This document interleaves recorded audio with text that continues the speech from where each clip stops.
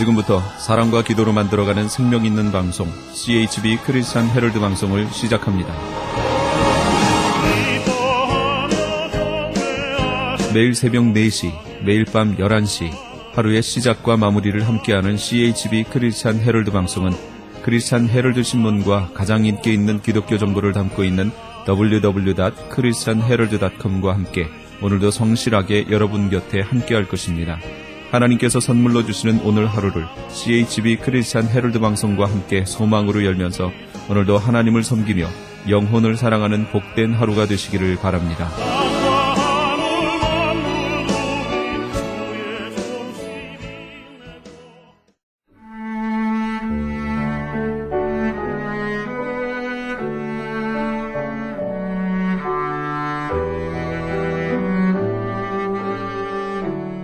영혼의 쉼터 청자 여러분, 오늘도 평안하십니까? 영혼의 쉼터 김수경 인사드립니다.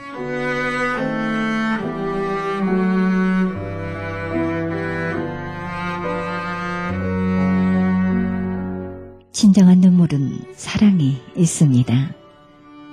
눈물이 흐르는 그 길에 은혜의 물줄기가 흐릅니다. 아무도 모르는 진실한 눈물, 그 눈물 흘려보신 적 있으십니까? 그분의 사랑을 볼 것입니다. 여러분의 눈가에 무슨 이야기가 서려 있는지 마음의 눈을 들여다보시기 바랍니다.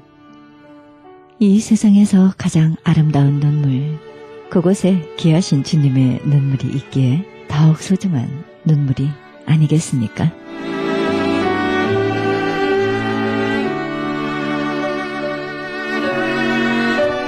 생명의 말씀 보내드립니다. 이 시간에는 파사데나 장로교회 성현경 목사님의 말씀 보내드립니다.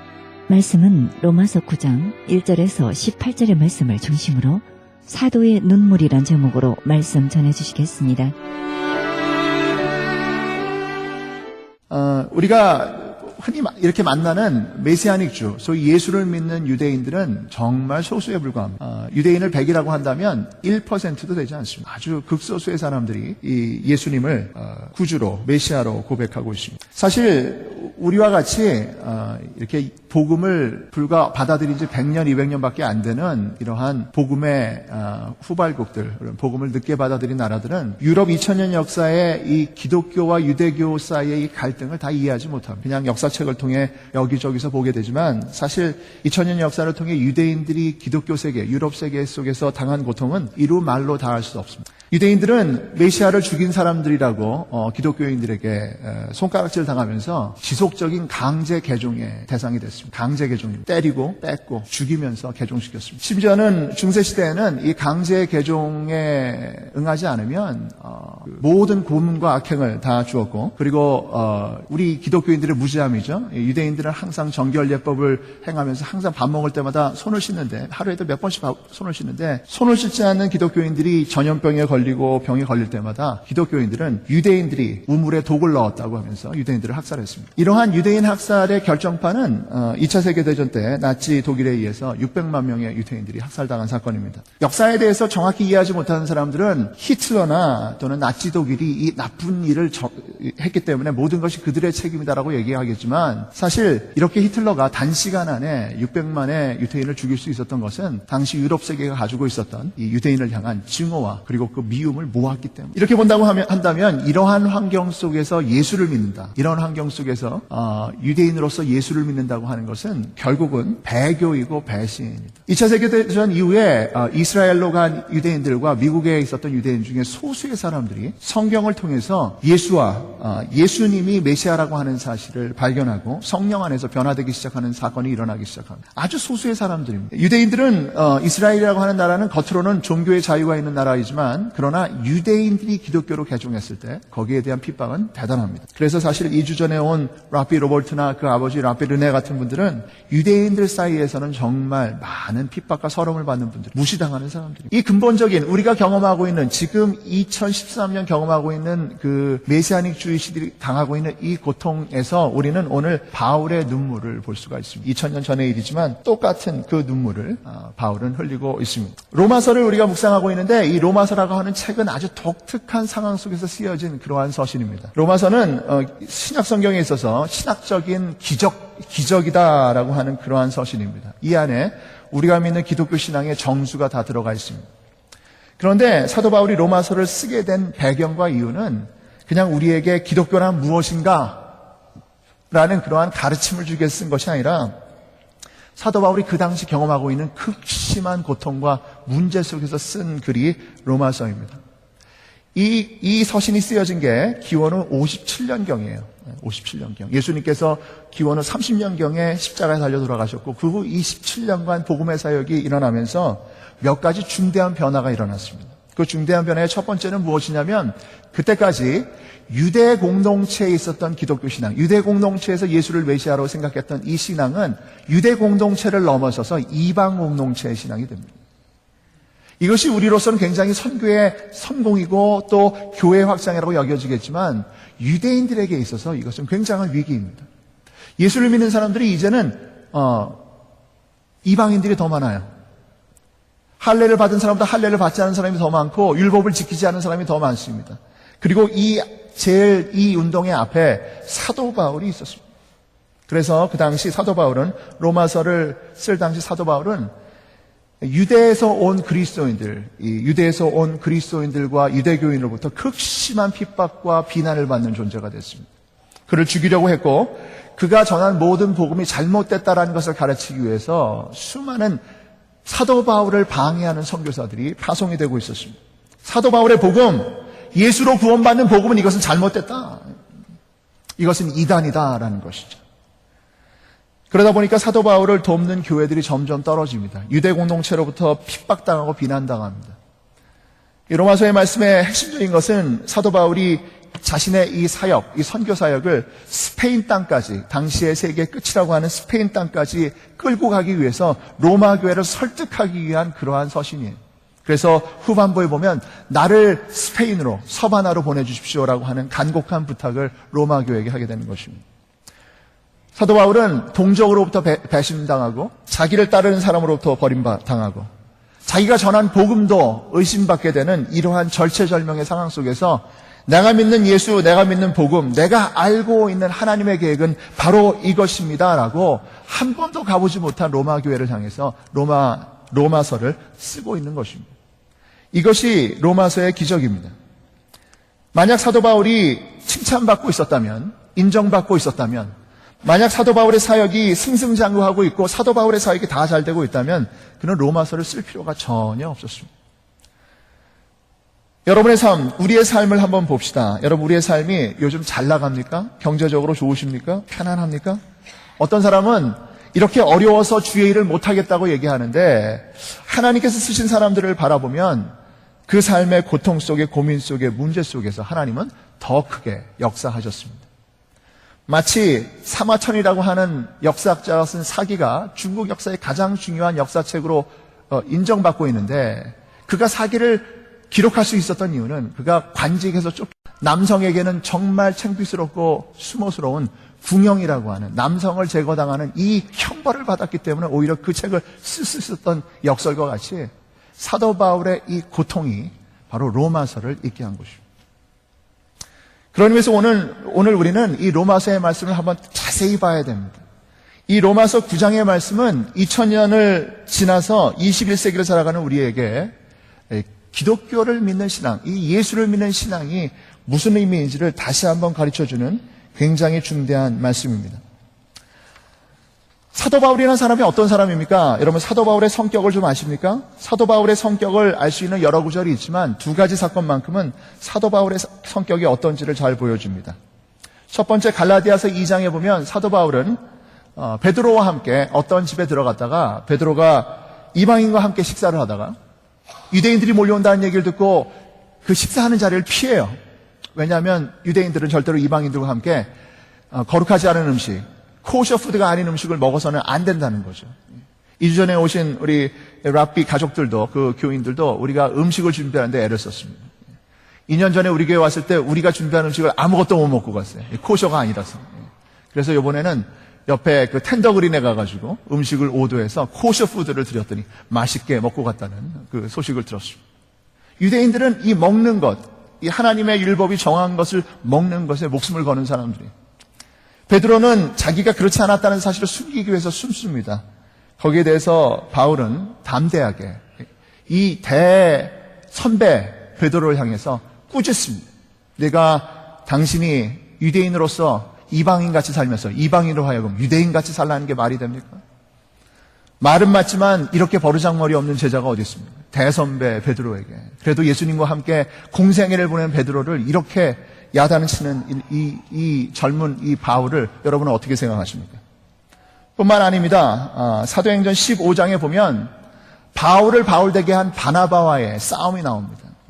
바울을 사도에게 소개하고 안디옥 교회에게 인도한 이 바나바, 정말 목숨의 은인 그리고 사역의 은인인 바나바와 싸웁니다.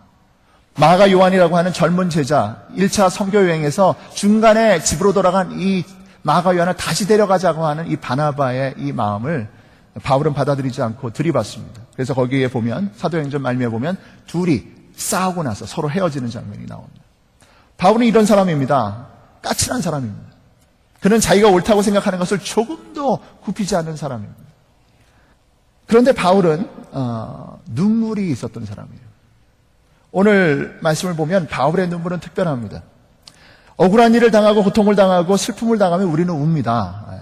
아파서 울고 힘들어서 우는데 바울의 울음은 좀 달라요. 바울은 내가 오해받는 것 때문에 우는 것도 아니고 자신이 당한 모든 공경 때문에 우는 것이 아니라 자기를 고통 주고 아프게 하는 이 이스라엘 사람들, 이 사람들을 향해서 우는 것입니다. 마치 모세의 울음이 생각이 납니다.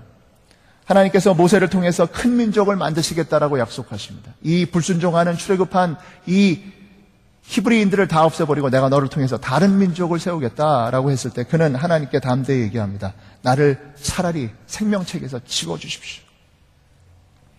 똑같이 그는 이렇게 얘기합니다. 내가 저주를 받아서 그리스도에게서 끊어질지라도 달게 받겠습니다. 이게 사도 바울의 진면목이에요.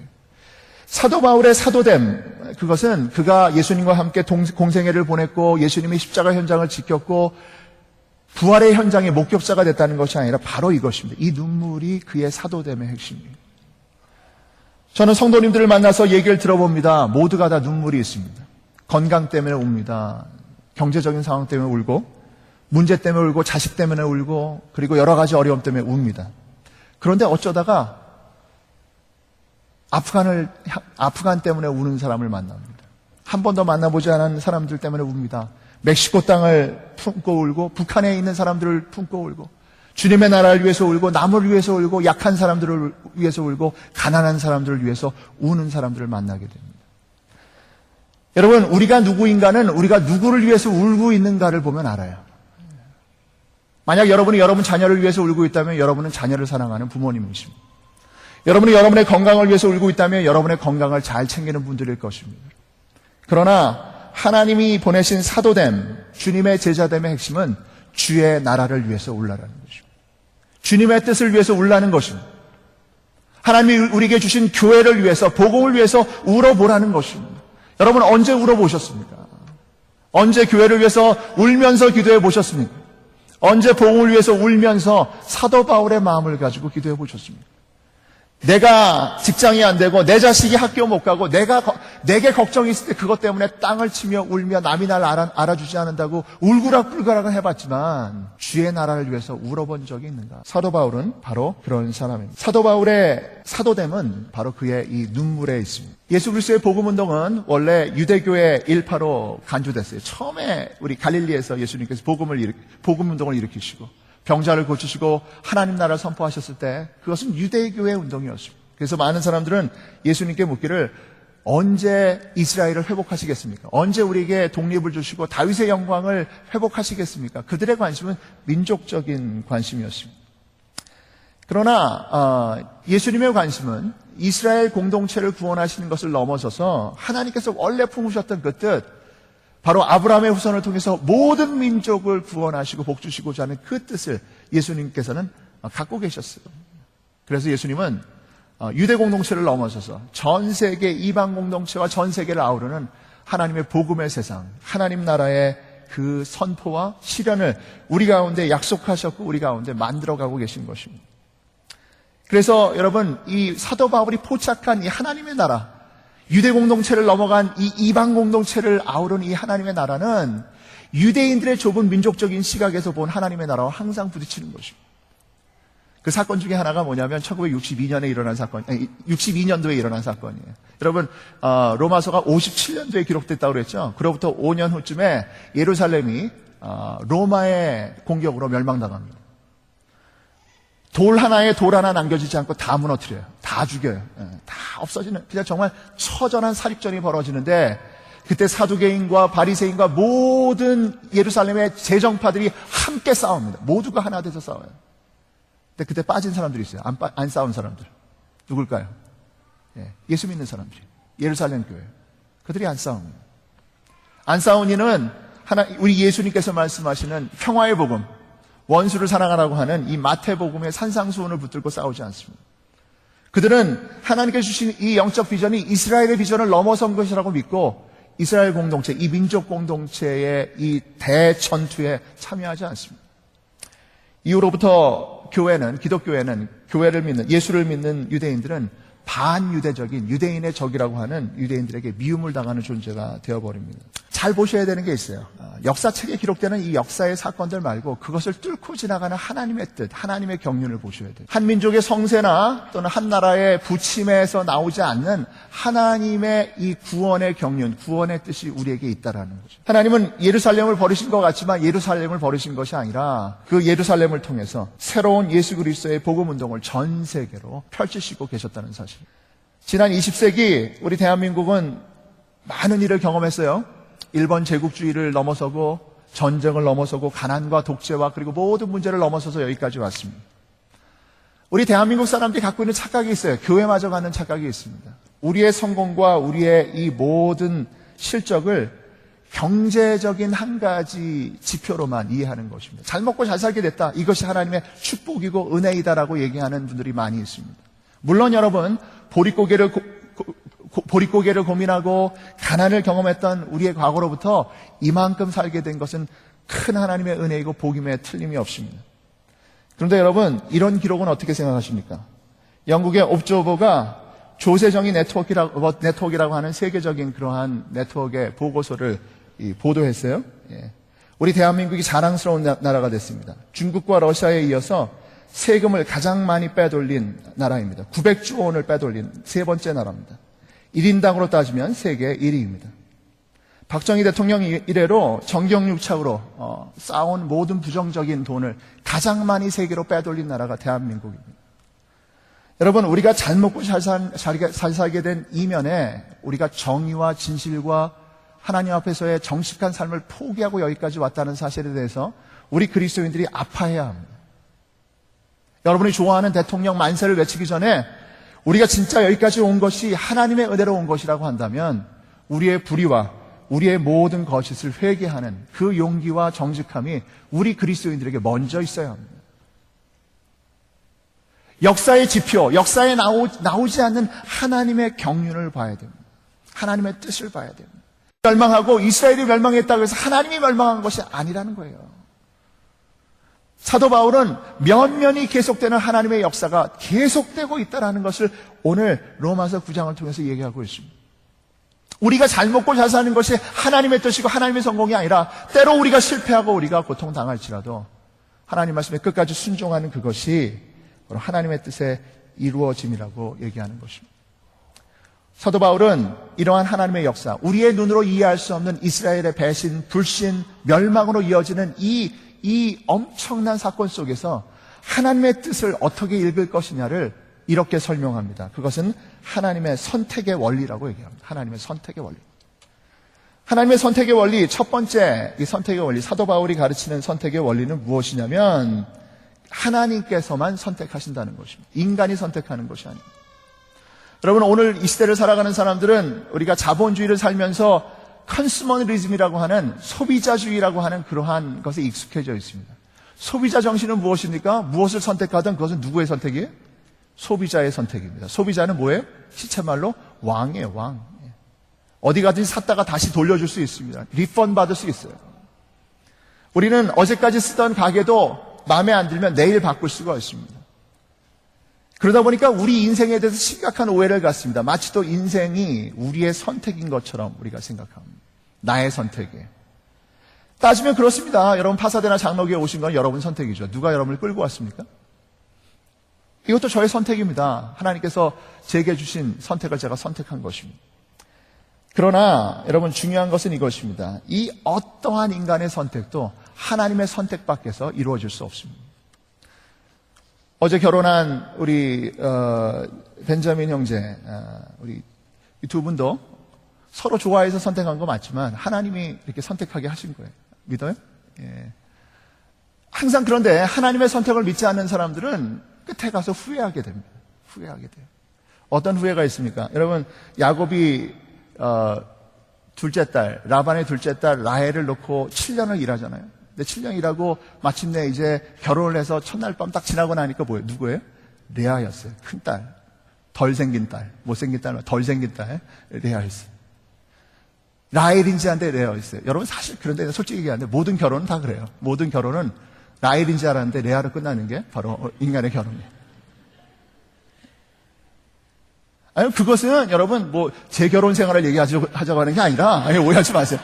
그게 아니라 우리 인간은 모두 다 상대방이 나의 구원자인지 알고 결혼하는 거죠. 저 사람이면 돼. 근데 그렇지 않아요. 여러분, 우리 모두는 거기서 만족할 수 없는 사람들이에요. 우리 존재는 그래요. 우리의 선택은 우리에게 만족 주지 않습니다. 그때는 이게 최고의 선택인지 알고 잡았는데 나중에 보면 아니라니까요. 아니라니까. 애를 낳아보면 누구든지 천재인 줄 아는데 나중에 보면 아니라니까. 우리가 기대하는 기대, 우리가 원하는 것이 우리의 선택 속에서 완전히 우리에게 만족되지 않는 인생, 이것이 인생이에요. 그러나 하나님의 선택을 믿는 사람은 어떠한 선택 앞에서도 감사합니다. 하나님이 우리에게 가장 좋은 것을 주신 것을 믿음으로 고백하며 감사하는 것입니다. 파사데나 장로교회를 저는 섬기고 있습니다. 저는 이 교회를 하나님께서 제게 선택하여 섬기라고 주신 교회이기 때문에 저는 섬깁니다. 최고의 교회입니다. 누가 뭐라고 할지라도 저는 최고의 교회를 섬기고 있고 최고의 성도들과 만나고 있고 최고의 사역을 하고 있습니다. 여러분도 그렇게 되기를 바랍니다. 왔다 갔다 하면 안 돼요. 우리 마음속에 이 최고를 선택한 하나님의 주권적 선택에 대한 감사가 있어야 되는 거예요. 여러분 인생에 만난 사람들, 여러분이 지금 미국에 와서 살고 있는 이 사실, 파사데나 장로교회 교인이 되고 우리가 지금 이 가족의 일원이 되고 우리가 살아가고 있는 사실, 하나님은 우리에게 가장 좋은 것을 선택하여 주셨습니다. 하나님은 우리에게 선택을 맡기지 않습니다. 왜냐하면 우리 인간은 항상 바뀌는 존재예요. 조변석계, 아침에 바뀌고 저녁 때 바뀌는 존재. 우리에게 무엇을 맡기면 절대로 되지 않습니다. 하나님은 그래서 미리 결정하십니다. 미리 선택하십니다. 사실 하나님의 선택은 인간의 선택과 참 달라요. 여기 이 사도 바울이 이 구약의 타이팔로지를 통해서, 구약의 원리를 통해서 굉장히 중요한 몇 가지 포인트들을 우리에게 줍니다. 그것은 첫 번째 보면 아브라함과 이삭과 그리고 야곱을 선택한 하나님의 선택 자체가 인간의 선택을 넘어선 것이다라는 거죠. 첫 번째 아브라함에 대해서 얘기해 봅시다. 아브라함은요, 그가 믿음 있는 사람이 아닙니다. 아브라함은 그는 우상을 섬기는 사람이었어요. 하나님의 선택받을 만한 아무런 자격이 없는데 하나님께서 은혜로 선택해 주셨다는 것입니다. 그 아들 이삭을 봅시다. 여러분, 이삭을 선택한 것은 그 당시에 이 장자 선택 원리에서 벗어난 것입니다. 원래 장자는 누구예요? 이스마엘이에요. 이스마엘. 여러분, 수많은 근친상간과 그리고 수많은 엄마들을 통해서 태어나는 그 당시 패밀리 이 구조 속에서 장자를 선택하는 것은 매우 중요한 것입니다. 장자를 선택하지 않고 마음대로 선택하면 전쟁이 일어나고 고륙상쟁이 일어납니다. 그럼에도 불구하고 하나님은 이 모든 원리를 넘어서서 하나님의 원리대로 사람을 선택하십니다. 이삭을 선택하십니다. 그 아들은 어떻습니까? 그 아들, 이삭의 아들 에서와 야곱, 더 말할 것도 없습니다. 더 심각합니다. 형을 말아먹은 이 야곱을 하나님은 선택하셨습니다. 전 개인적으로 감정이 많습니다. 장남으로서 받아들일 수가 없습니다. 이런 나쁜 놈을 어떻게, 이런 인간을, 이런 동생을 둔 이 에서의 마음이 너무나 짠하게 와닿아지는 이 장남의 마음이 있습니다. 그러나 하나님은 야곱을 선택하십니다. 우리 인간의 기준이 아니라는 거예요. 하나님의 기준으로 선택하신다. 이게 두 번째 포인트예요. 이 하나님의 기준은 우리가 다 이해할 수 없습니다. 알 수 없어요. 그 원리를 우리가 다 알 수가 없습니다. 그럼에도 불구하고 하나님의 선택에는 하나님의 원리가 있다라는 그것을 인정하라는 것입니다. 하나님의 선택에 하나님의 원리를 인정하지 않는 사람들은 대개 두 가지로 반응합니다. 두 가지로. 하나는 뭐냐면 스스로 머리를 씁니다. 쉽게 얘기하면 잔머리를 씁니다. 하나님의 선택을 요리조리 빠져나가려고 해요. 요리 빠져나가고 저리 빠져나가고. 그 대표적인 사람이 야곱이죠. 야곱이라고 하는 사람은 스스로 자기의 운명을 만들어 보려고 애썼던 사람이에요.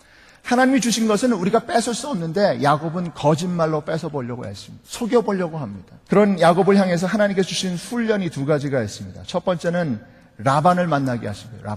라반은 누굽니까? 나보다 센 놈을 만나는 것입니다. 나보다 한술 더 뜨는 인간을 만나는 거예요. 내가 하나를 속일 수 있으면 열을 속일 수 있는 사람을 만나서 완전히 그 앞에 무릎 꿇게 만드는 거죠. 라반을 만나서 그렇게 고생하고 그렇게 당하더니 이번에는 누구를 만납니까? 에서를 만납니다. 확실한 적을 만납니다. 나를 죽이려고 하는 사람을 만나는 거예요. 야곱이 자기의 운명 앞에서 자기를 죽이려고 오는 400명의 군대를 데리고 자기를 죽이려고 달려오는 에서를 바라보면서 그가 흥분합니다. 두려워합니다. 그래서 어떻게 하죠? 그럼 숨습니다. 자기가 사랑하지 않는 순서대로 앞에 쭉 세워놓고 제일 뒤에 자기가 있습니다. 제일 뒤에 서가지고 하나님께 메어 달립니다. 하나님의 천사와 씨름을 합니다. 그 씨름 속에서 그는 거기서 하나님께 축복을 구합니다. 이 축복은 달라는 축복이 아니에요. 얻게 해달라는 축복이 아닙니다. 하나님 내게 새로운 운명을 주시옵소서. 내가 뺏고 내가 쫓아가고 내가 얻어내는 그것이 아니라 이제는 하나님이 예비하시고 준비하시고 하나님께서 허락하신 하나님의 선택을 선택하는 새로운 운명을 주시옵소서. 하나님의 선택의 기준을 선택하겠습니다라고 하는 자기 포기가 바로 야곱의 축복입니다. 하나님은 야곱에게 새로운 이름, 이스라엘이라는 이름을 주십니다. 속이는 사람, 애쓰는 사람이 아니라 하나님이 굴복한, 하나님이 인정한, 하나님이 복 주신 인생을 살아가는 사람이라는 새 이름을 주시는 겁니다. 잔머리를 쓰는 것이 우리의 첫 번째 반응이에요. 여러분, 성도 여러분, 하나님의 뜻 앞에 굵직하게 순종하며 걸어가는 저와 여러분이 되길 바랍니다. 그냥 하나님의 뜻 앞에 내려놓고 가세요. 그냥 가세요. 그 길이 십자가 같다고 해서 도망가지 마시고 십자가의 길을 치라도 그 길을 뚫고 부활로 걸어가는 저와 여러분이 되길 바랍니다. 그냥 걸어가십시오. 걸어가셔야 돼요. 두 번째는 저항하는 것입니다. 노골적으로 저항하는 것입니다. 성경에 보면 노골적으로 저항한 사람이 있어요. 요나입니다. 하나님께서 요나를 아시리아의 수도 니느웨로 파송합니다. 여러분, 이 사건을 여러분 좀 이해를 하셔야 돼요. 그 아시리아의 니느웨가 어떠한 성읍이냐? 아시리아는 북이스라엘을 멸망시킨 초강대국입니다. 근데 이 사람들은 아주 잔인한 나라예요. 남유다는 바벨론한테 멸망했고 북이스라엘은 아시리아한테 멸망했는데 북이스라엘이 멸망당한 다음에 그 흔적이 없습니다. 아시리아가 잔인하게 밟아버렸어요. 이 사람들은 전쟁에서 진 포로들을 가만 놔두질 않습니다. 몸을 자르고 온갖 종류의 악행을 하는 사람들, 온갖 종류의 전쟁의 만행을 일으키는 그러한 사람들이에요. 요나에게 있어서 아시리아는 적국입니다. 원수의 나라입니다. 우리 부모를 죽이고 그리고 형제를 죽인 그러한 원수의 나라예요. 그래서 요나는 니느웨로 가기 원치 아니하고 그는 다시스로 스페인의 미항으로 도망가기를 원합니다. 하나님께서 그를 붙들어서 다시 이 아시리아로 보내시죠. 니느웨로 보내십니다. 거기서 그는 사역을 하고 마침내 그 사역을 통해서 이 성읍 니느웨가 하나님 앞에 무릎을 꿇고 죄를 뒤집어 쓰는 놀라운 사역의 성공을 맛봅니다. 사역의 성공을 맛보고 나서가 문제예요. 이게 사역은 성공했지만 성공에 실패해요. 자기의 뜻은 실패한 거죠. 너무나 분노하니까 이 민족주의자, 애국주의자 요나는 좌절합니다. 그리고 뒷산에 올라가서 죽기를 꾀합니다. 하나님 날 죽여주십시오. 거기서 하나님께서 그를 찾아오셔서 말씀하십니다. 너 화나니? 화나니라고 물어보니까 이 요나가 하는 얘기가 뭐냐면 그 말이 참 멋있는 얘기예요. 나 화났습니다. I'm angry enough to die. 내가 죽고 싶습니다. 얼마나 화가 나는지 죽고 싶습니다. 자, 이 말의 뜻은 뭐냐면 하나님, 당신이 옳지 않습니다. 하나님이 하신 게 옳지 않습니다. 어떻게 이 원수의 나라에, 이 잔인하고 이 무도한 나라에 하나님 은혜를 베풀어 주실 수가 있습니까? 예전에 제가 북한에 선교해야 된다고 하고 북한에 물자를 보내야 된다고 하니까 어떤 교회 권사님이 저에게 전화를 해가지고 마구 화를 내면서 우리 아버지를 총살시킬 놈들인데 그 놈들한테 무엇을 베풀어 줄 수 있느냐고 소리를 지르시는 걸 들으면서 공감했어요. 만약에 제 아버지를 그렇게 죽인 사람들이라고 한다면 저도 못할지도 모르겠습니다. 그게 요나의 마음이에요. 미쳤습니까? 돌았습니까? 왜 이 백성들을 구원으로 은혜로 선택하시는 겁니까? 나 죽겠습니다. 차라리 죽여주십시오. 거기에 대해서 하나님이 대답하시는 대답은 참 이상합니다. 내가 이 도성을 불쌍히 여기는 것이 옳지 않니? 나는 그들을 불쌍히 여기. 사도 바울의 원리, 선택의 원리의 마지막은 하나님의 긍휼입니다. 예수 그리스도 안에서 우리를 불쌍히 여기신 하나님. 그래서 저와 여러분이 구원받았고 아직 구원받지 못한 저 죄인들이 구원받게 될 것이고 그리고 모든 사람들이 하나님의 은혜 안으로 돌아오게 될 것이라는 거죠. 로마서 8장 말씀에서 말씀하신 대로 이 세상 그 어떤 것도 우리 주 예수 그리스도 안에 있는 하나님의 사랑에서 끊을 수 없습니다. 사도 바울의 이 고백은 역사와 그리고 우리의 모든 세상을 면면이 뚫고 가고 있는 하나님의 구원의 역사가 무엇인지를 보여주고 있습니다. 인간의 역사가 기록할 수 없는 것, 인간의 역사가 기록할 수 없는 비극과 슬픔과 좌절과 그리고 모든 거짓을 넘어서서 하나님이 행하시는 일, 그것은 예수 그리스도 안에서 저와 여러분을 선택하시고 유대인과 이방인을 선택하셔서 온 세상을 하나님의 자녀, 하나님의 나라로 만들어 가시는 하나님의 이 역사가 있다라는 것입니다. 이 일에 부름받은 사람들이 저와 여러분입니다. 그래서 우리는 하나님께서 우리에게 주시는 선택의 이 모든 역사들을 믿음으로 받아들이고 순종하고 우리 삶 속에서 기쁨으로 쫓아가는 사람들입니다. 사도 바울은 자기의 백성들에게, 자기의 친족들에게 배신당하고 고통당하면서 하나님이 주신 이 선택, 사도의 선택을 기쁨으로 선택합니다. 2013년 파사데나 장로교회 교우 여러분, 하나님이 우리에게 주신 선택을 기쁨으로 선택하고 걸어가는 저와 여러분이 되시기를 주의 이름으로 축복합니다. 그 길이 어떤 길이든지 간에 우리 예수님께서 우리에게 주신 이 선택의 길은 옳습니다. 의롭습니다. 마침내 놀라운 하나님의 역사를 이룰 것입니다. 담대하게 함께 걸어가는 이 선택의 길을 순종하며 걸어가는 우리 모두가 되시기를 주의 이름으로 축복합니다.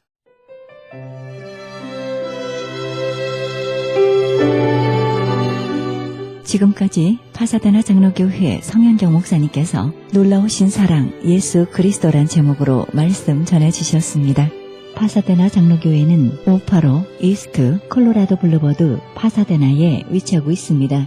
신앙상담이나 좀 더 자세한 안내를 원하시는 분은 전화 626-795-6252 626지역 795-6252번으로 연락하시면 안내해 드립니다.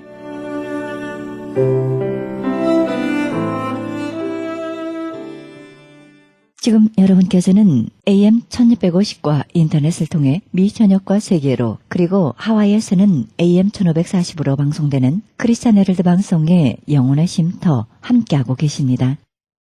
이어서 이 시간은 김수경이 진행하는 영혼의 찬양 시간입니다. 찬송가 원문 해설 그리고 작시 작곡가 소개를 통해 은혜의 시간이 되시길 바랍니다.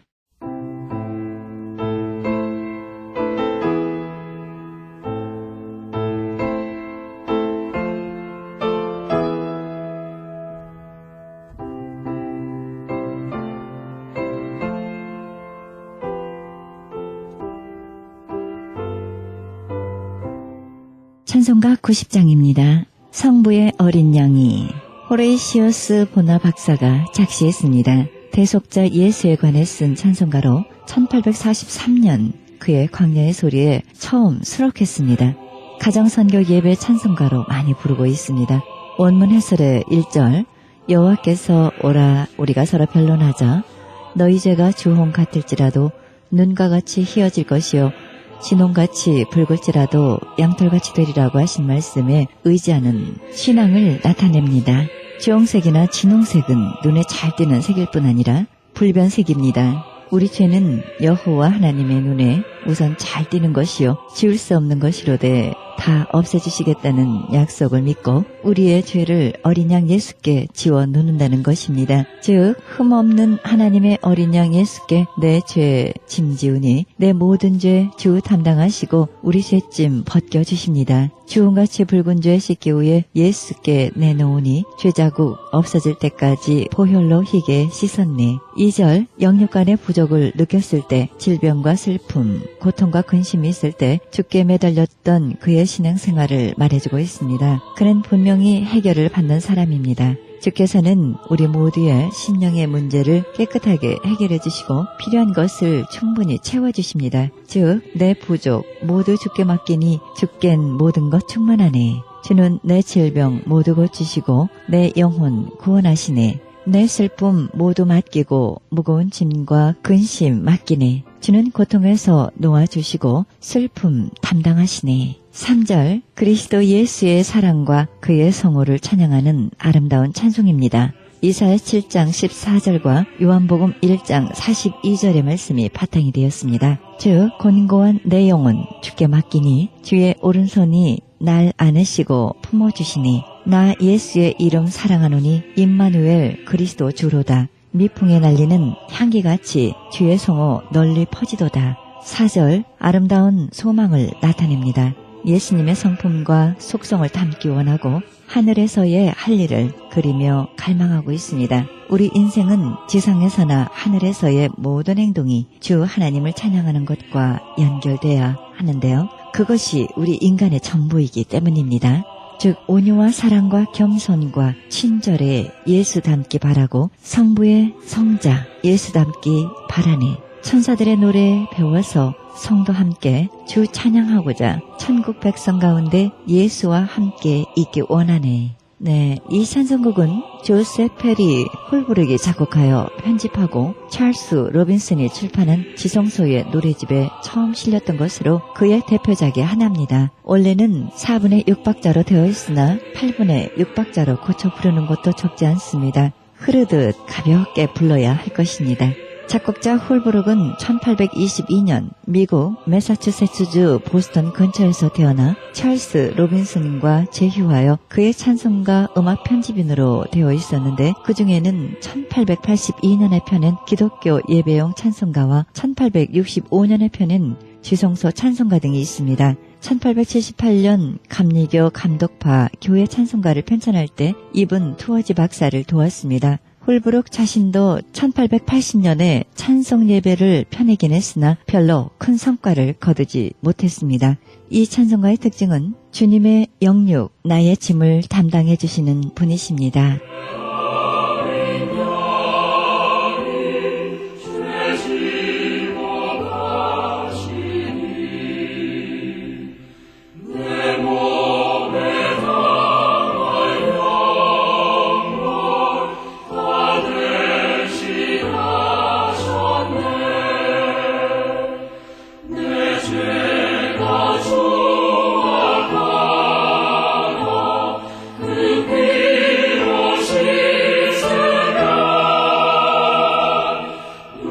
God.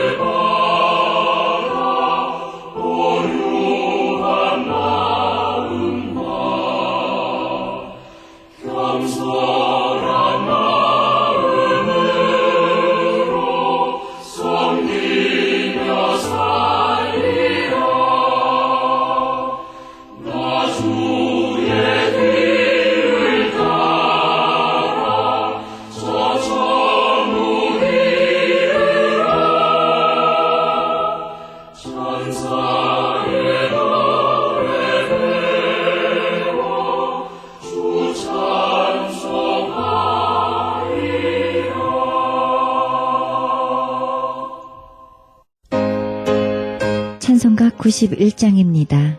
슬픈 마음이 있는 사람.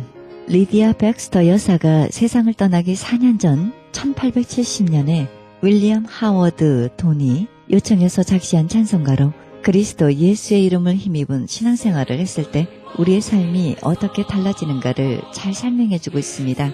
원문의 설에서 1절은 예수의 이름을 우리 마음 깊은 곳에 간직하여 어디를 가나 무엇을 하나 예수의 이름으로 하고 그의 이름을 앞세우고 그의 이름을 부르라는 것입니다.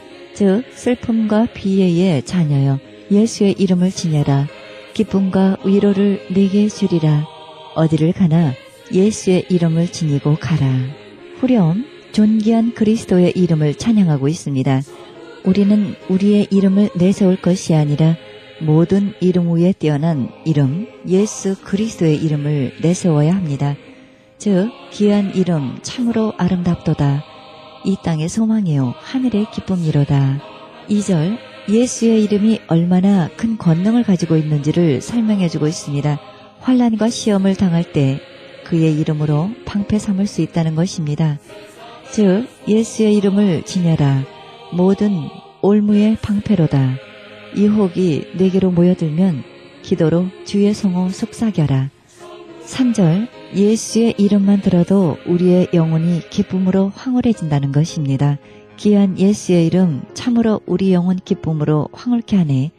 주가 사랑의 품으로 영접할 때 우리의 입술이 찬송 드높이리.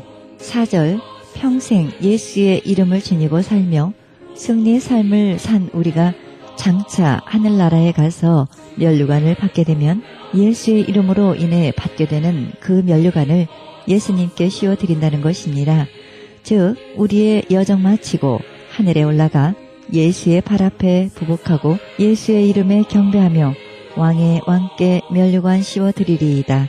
작시자 백스터 여사는 1809년 9월 8일 미국 피터스버그에서 태어나 피터스버그 침례교회에서 봉사하다 결혼 후에는 남편을 따라 뉴욕으로 와서 교회를 도우며 활약했습니다.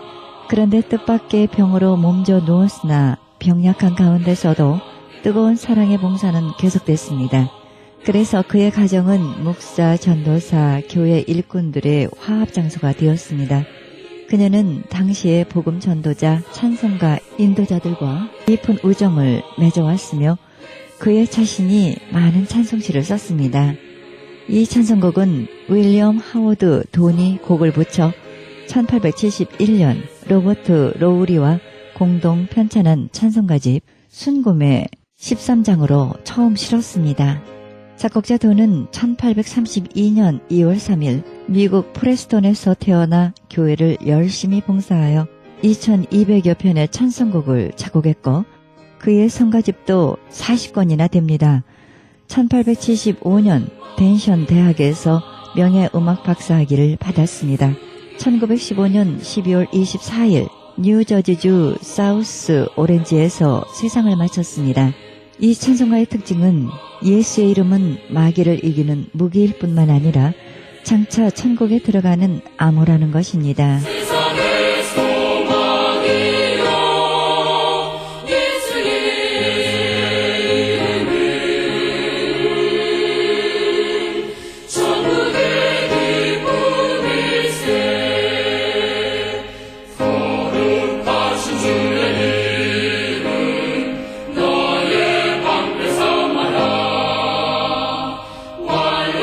시험 당할 때에 주께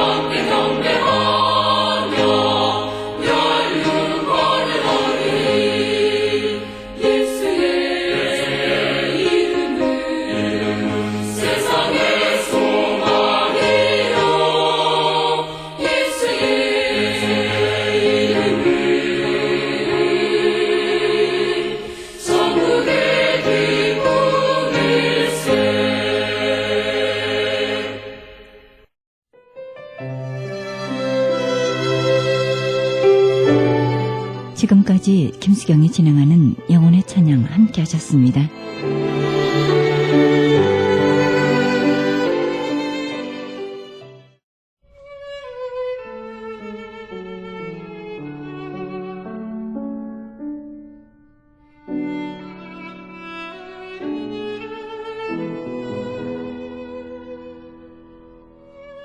성시 낭독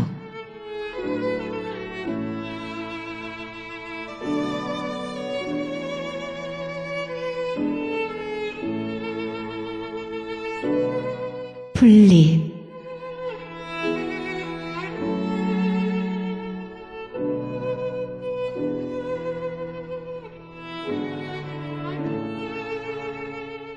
아가야, 세상을 이렇게 사는 거란다.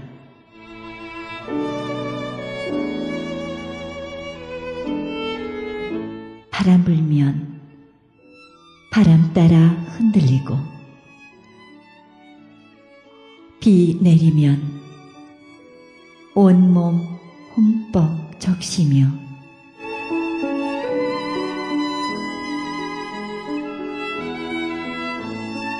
영하의 날씨엔 꽁꽁 얼어 눈 감고 있다가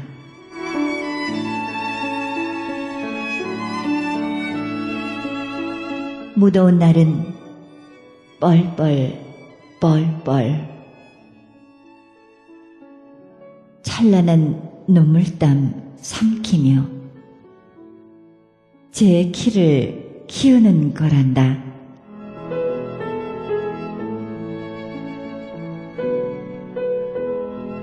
아가야,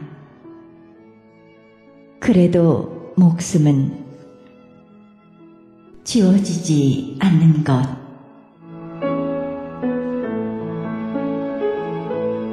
이렇게 살다가 꽃이 되는 길이 있는 거란다, 아가야.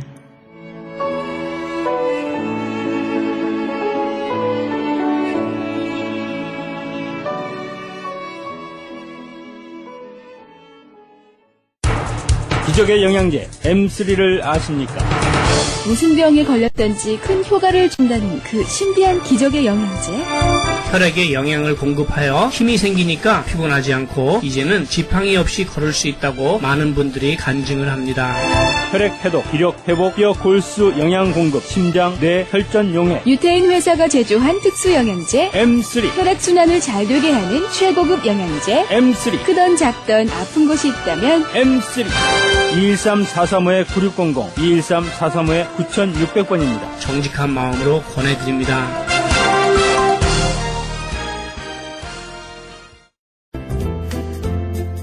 CHB 건강 칼럼. 안녕하세요. 청한의원의 김철 한의사입니다.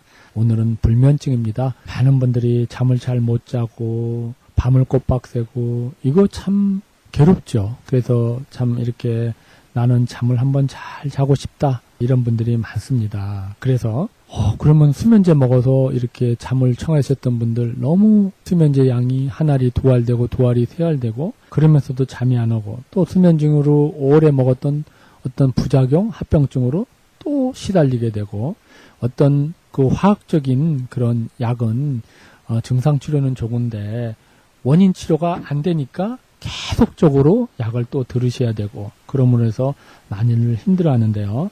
우리 한방에서는 우리 글을 보면은 이런 말이 있습니다. 불매시인 정지부조 혹 노신퇴과 사용 음양실조 신기불령소치.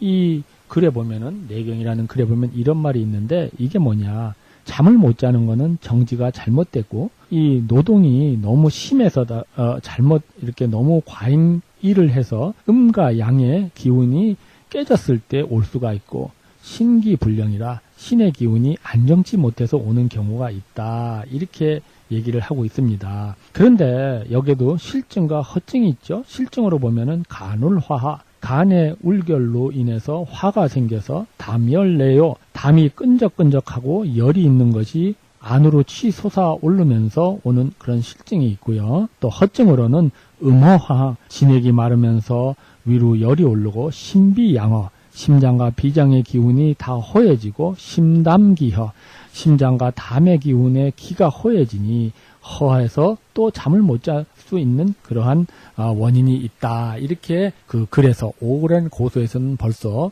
그래서 이런 말을 나타내고 있는데요.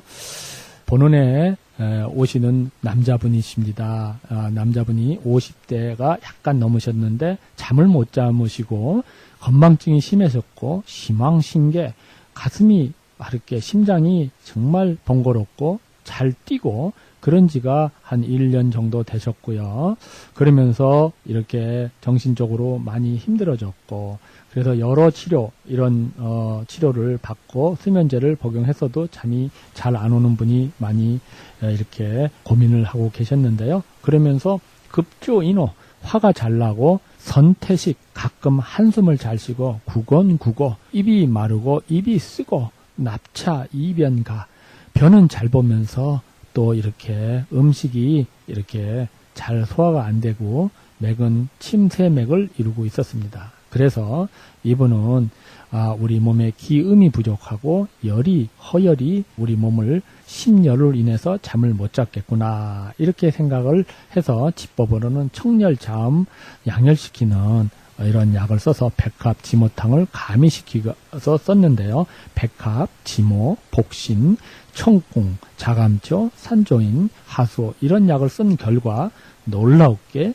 잠을 이렇게 잘 수가 있게 됐고요. 지금은 너무나 행복하게 이렇게 잘 지내고 계십니다. 저는 이분이 이렇게 약에서 벗어나서 이런 모든 이런 자연의 이런 약초로 이렇게 된 거를 기쁘게 생각하고요. 또 이 방송 들으시는 분, 번호는 당뇨 고혈압을 약에서 끊으면서 조절하는 한의원인데요. 오늘도 마찬가지로 이 어려운 환경에 우리가 많이들 살고 계시죠? 당뇨 고혈압 계신 분들은 1개월 이상 하는 프로그램에 대해서 무려 70% 업해드리겠고요. 지금부터 전화로 예약하시는 5분에 한해서 그런 혜택을 드리도록 하겠습니다. 감사합니다. 청한의원의 연락처는 오렌지 카운티 지역은 714-636-1412, 714 지역 636-1412, LA 지역은 213-385-5833, 213-385-5833번입니다.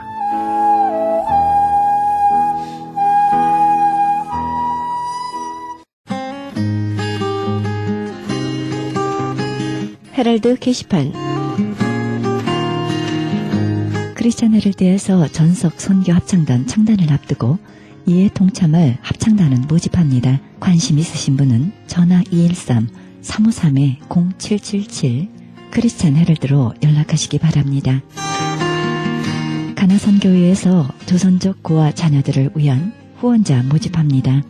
자세한 안내는 전화 909-816-3457 909 지역 816-3457 장우상 목사님께 연락하시기 바랍니다. 제20회 전국 중보기도 컨퍼런스 있습니다. 일시 11월 7일 목요일부터 8일 금요일까지 양 이틀간 이어집니다. 계속해서 자마 컨퍼런스 열립니다. 일시 11월 8일부터 11월 10일까지 이어집니다. 자세한 안내는 323-933-4055 은혜하님께로 문의하시기 바랍니다. 그리스 반모섬 헬라어 성경 보내기 후원자 모집합니다. 반모섬 전화 30-22470-33237 차인수 박영란 선교사님께 연락하시기 바랍니다.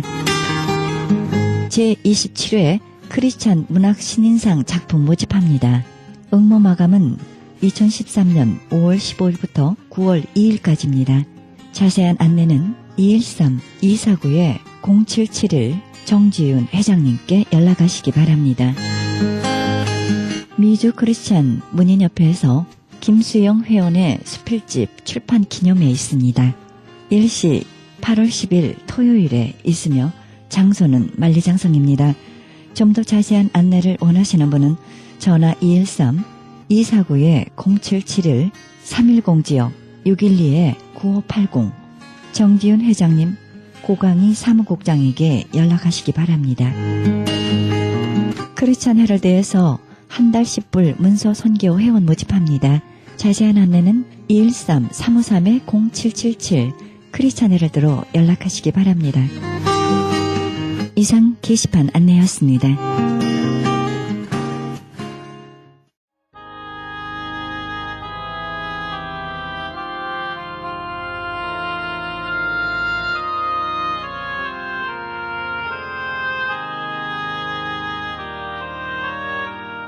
하나님은 오늘도 우리에게 말씀하십니다. 믿음은 바라는 것들의 실상이요 보지 못하는 것들의 증거라 말씀하십니다.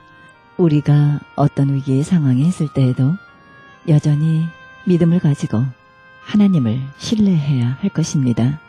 하나님의 도우심을 받고 하나님이 내 안에 거하시고 평안함을 느낄 수가 있다면 우리는 하나님과 친밀한 관계가 될 것입니다. 그 신실한 하나님, 오늘도 믿고 신뢰하시기 바랍니다. 이 방송은 먹는 음이온 TM 포밀러, 효과좋기로 소문난 내처 영양제 센터와 이민법을 전문으로 하는 김한주 변호사 그룹에서 제공합니다. 지금까지 여러분께서는 예수님의 복음을 가장 널리 가장 많이 전하는 크리스찬 헤럴드 방송에서 보내드린 영혼의 쉼터 함께 하셨습니다. 진행의 김수경이었습니다. 고맙습니다.